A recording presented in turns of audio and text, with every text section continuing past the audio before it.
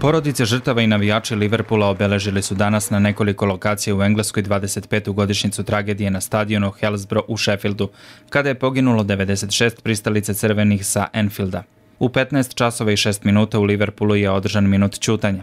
Tačno u to vreme pre 25 godina zaustavljena je utakmica između Liverpoola i Nottingham Foresta. Sve prvenstvene i kup utakmice Engleske prošlog vikenda počele su sa 7 minuta zakašnjenja u znak sećanja na tragediju u Sheffieldu. Događaj od pre 25 godina doveo je do toga da se sa stadiona u Engleskoj skinu gvozdene ograde kojima su se navijači sprečavali da ulaze na teren.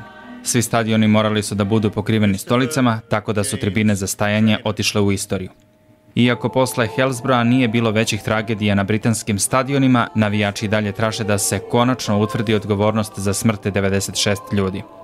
U tom cilju pokrenuta je i nova istraga da bi se utvrdila odgovornost policije, a biće otpečaćeni dokumenti vlade koji se tiču ovog slučaja.